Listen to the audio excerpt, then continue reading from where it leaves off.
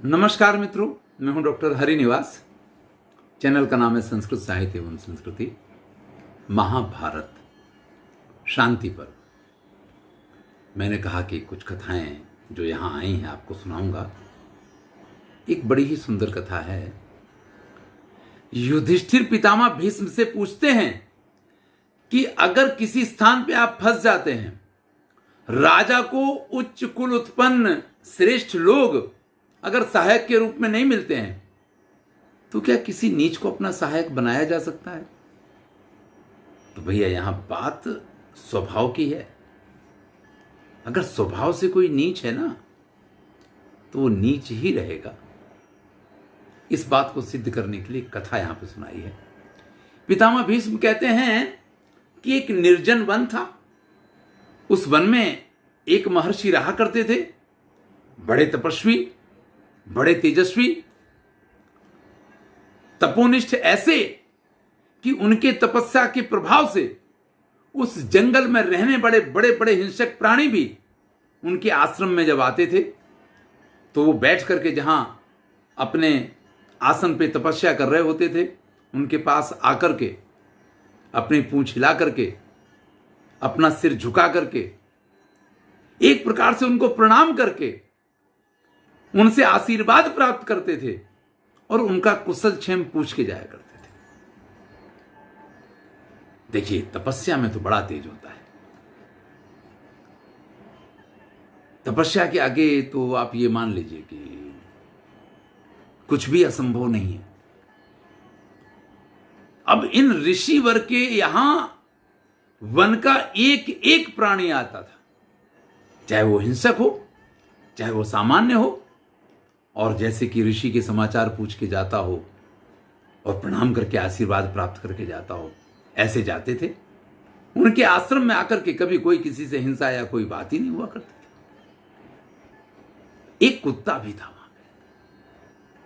सब तो आते थे, चले जाते थे, लेकिन वो कुत्ता ऐसा था कि जो बिल्कुल ऋषि का परम भक्त, जैसे कोई मनुष्य उनका शिष्य हो। अगर वो ऋषि आज व्रत कर रहे हैं तो वो भी आज व्रत करता था। अगर ऋषि कुछ खाते थे और उसको कुछ खाने को दे देते तो खा लिया करता था। और इसी प्रकार से बड़ा दुबला पतला हो गया, जैसे ऋषि थे उसी प्रकार से उन्हीं की तरह तपस्या किया करता था। एक दिन की बात है कि वहां आश्रम में किसी दूसरे वन से एक चीता आकर के पहुंच गया। उसने उस कुत्ते को देखा तो उसके मुंह में पानी आ गया कि उसको बहुत जोर से भूख लगी हुई थी। उसने निर्णय किया इस कुत्ते को मार दिया जाए, आज इसका मांस भक्षण करेंगे। हित अनहित पशु पक्षी जाना। उस कुत्ते को भी उस चीते के हाव भाव समझ में आ गए। वो बड़ा दौड़ता दौड़ता उन महर्षि के पास गया, ऋषिवर मेरे प्राणों की रक्षा करो, आज तो ये जो आया है हिंसक प्राणी, ये मेरे प्राण ले लेगा। तब उसके हाव भाव देख करके ऋषि इस बात को समझ गए। तो उन्होंने कहा कि अरे भाई, तुमको इससे भय नहीं करना चाहिए। मेरे रहते हुए तुमको भयभीत होने की कोई जरूरत नहीं है। ये चीता तुम्हारा कुछ नहीं बिगाड़ सकता है। बोले ऐसे सिर्फ सांत्वना से काम नहीं चलेगा ऋषिवर। वो देखिए कैसे पूंछ पटक रहा है, कैसे अपने जबड़ों को चबा रहा है, वो अभी मेरे ऊपर आक्रमण कर देगा। ऋषि कहते कि नहीं कर पाएगा भैया, मैं कह रहा हूं नहीं करेगा। और फिर ऋषि ने उस कुत्ते को उसी चीता की तरह एक जबरदस्त शक्तिशाली चीता बना दिया। अब तो उस चीता ने देखा कि अरे भैया, जहां कुत्ता था वहां तो अरे ये तो चीता है, और ये तो मुझसे भी शक्तिशाली है। एक तो अपनी बिरादरी का व्यक्ति, तो उससे तो झगड़ा वैसे नहीं किया जाएगा, और फिर अपने से शक्तिशाली हो तो झगड़ा कैसे किया जाएगा। इसलिए वो चीता तो वहां से चला गया। अब ये वहां आश्रम में रहने लग गए, बड़े मनोयोग के साथ। ऋषि का आभार भी मानते हैं, धन्यवाद भी मानते हैं कि किस प्रकार से ऋषि ने प्राणों की रक्षा ही नहीं की, बल्कि थोड़ा एक श्रेष्ठ योनि में भी पहुंचा दिया है। अब एक दिन की बात है कि वो चीता के रूप में वो कुत्ता बैठा हुआ था, और तभी वहां पे एक व्याघ्र आके पहुंच गया और उस बाघ को देखते ही उस चीता को डर लगने लग गया कि ये बाघ मुझे मार देगा। तो फिर ऋषि के पास पहुंचे जाके कि ऋषिवर, ये तो बाघ आ गया और ये तो मुझे मार देगा। तो ऋषि ने कहा कि भैया, तुमसे कहा कि तुम निश्चिंत रहो, ये भी तुम्हारा कुछ नहीं बिगाड़ सकता है। अब ऋषि ने उसको बाघ बना दिया।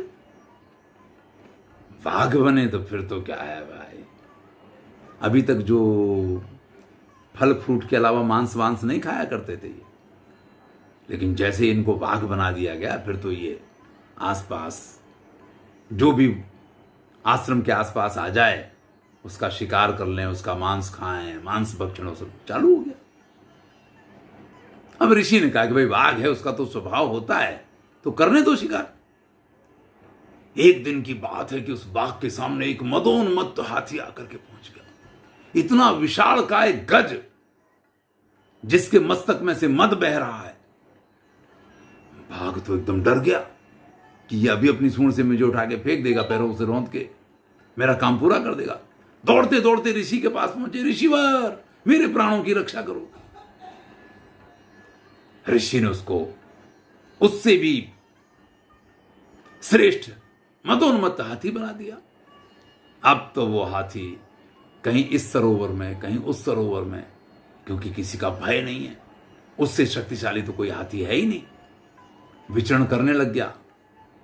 लेकिन भैया, हर शेर के माथे एक सवा शेर होता है। अब एक दिन हाथी के साथ जो सिंह का बैर होता है, वो सिंह उसको देख करके उसके पीछे पड़ जाता है। दौड़ते दौड़ते आश्रम में आए और ऋषिवर से कहा कि ऋषिवर, आज तो मेरे प्राण नहीं बच सकते हैं, क्योंकि आज तो ये सिंह मेरे पीछे पड़ गया है। देखिए, शास्त्रों में लिखा है, गो व्याघ्रम गज सिंह मस्व महिषम। इन लोगों का हमेशा का वैर होता है। तो बड़ा भय लगा, ऋषि ने फिर से कृपा कर दी और इस बार उसको उस सिंह से भी श्रेष्ठ सिंह बना दिया। अब तो भैया, हमसे बड़ा तो इस जंगल में कौन।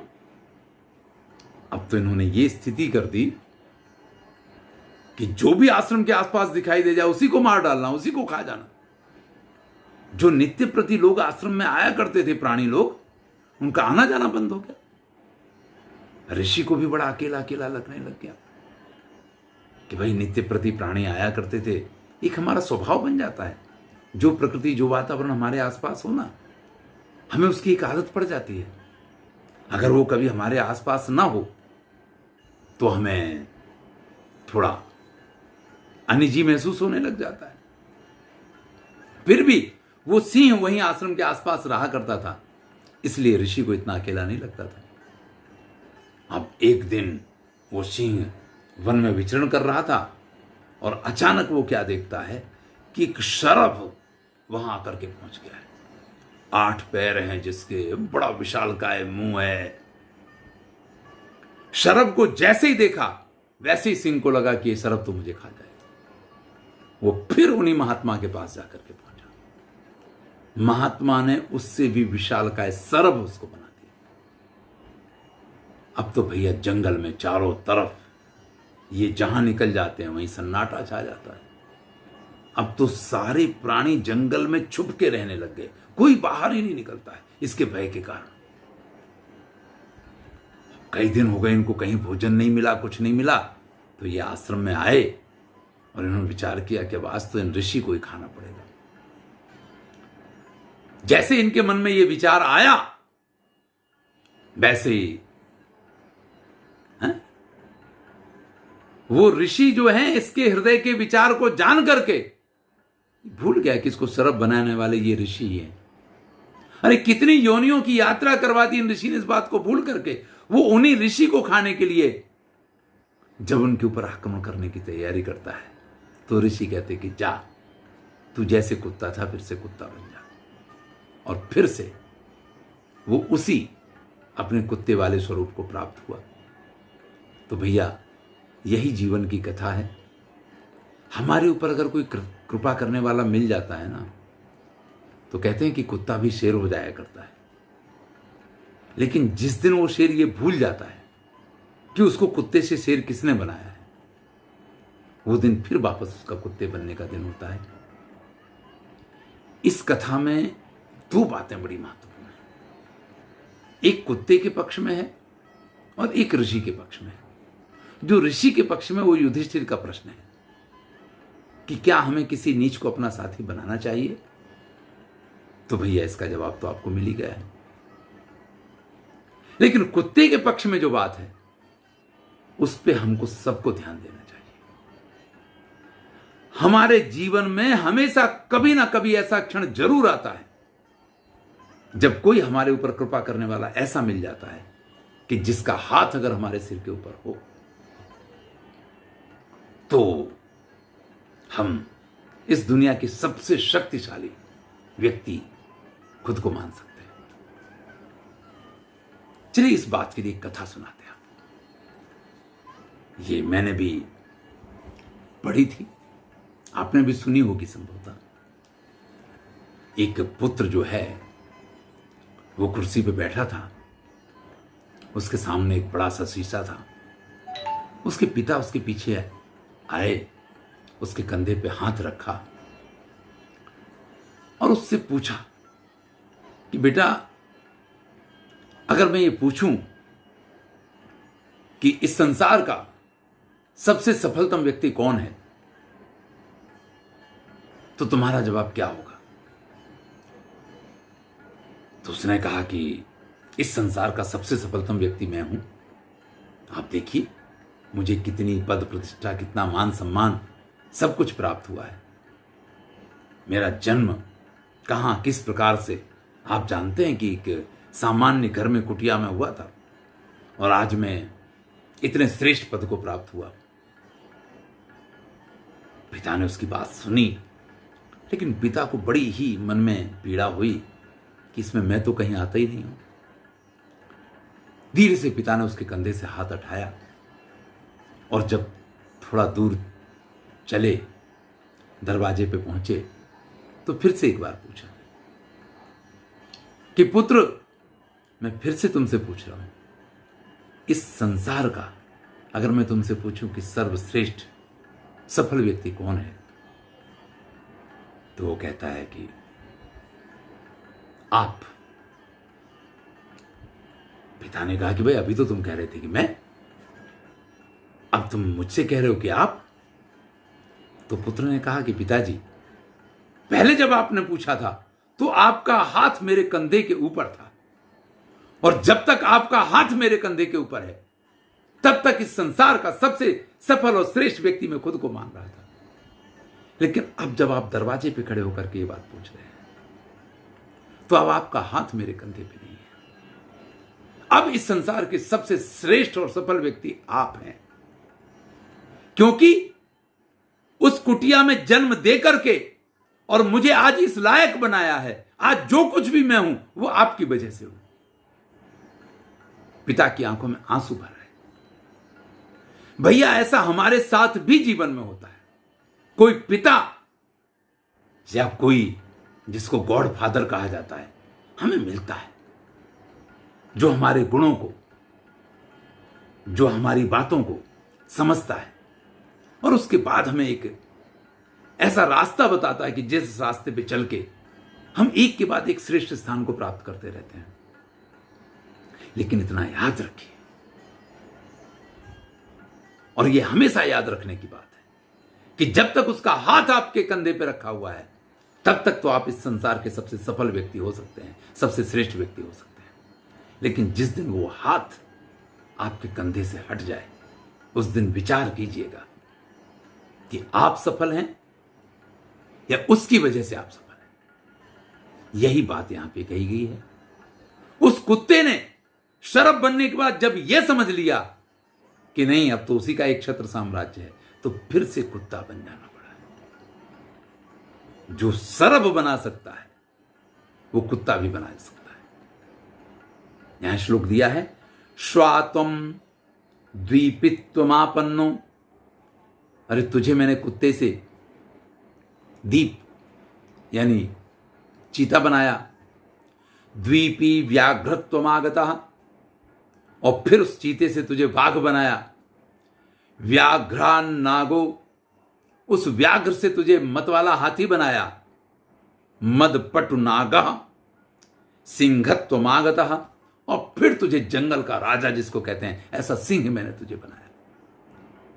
और सिंह बनाने के बाद भी जब तुझे भय लगा तो मैंने सर्वत्वगता गता, तो मैंने तुझे शरभ बनाया जो सबसे शक्तिशाली है। लेकिन तुम इस लायक नहीं थे, इसलिए वापस तुम कुत्ता हो जाओ। इस प्रकार से उस ऋषि ने जो किया था, हमारे साथ कभी ऐसा ना हो। हम अगर श्रेष्ठता पे आगे बढ़ें तो हमारे कदम आगे ही बढ़ने चाहिए। ऊपर से नीचे गिरने में समय नहीं लगा करता है मित्रों। ऊपर चढ़ना आसान है, लेकिन ऊपर चढ़ने के बाद वहां पे बने रहना, वहां टिके रहना बड़ा कठिन होता है, क्योंकि कुर्सी के चारों पाए आपके ऐसे हैं जिनमें या तो दीमक लगी हुई है, या दीमक जिसको खा रही है, या लोग आरी लेकर के उनको काट रहे हैं। ऐसे में उसके पाए कट जाएं तो भी आपकी कुर्सी आपको सलामत उच्च स्थान पे बनाए रखे। ऐसी शुभेच्छा के साथ इस वीडियो को पूर्ण करूंगा। यहाँ शांतिपुर में ऐसी बहुत सारी कथाएं हैं और बहुत सारे उपदेश हैं, आनंद लीजिए।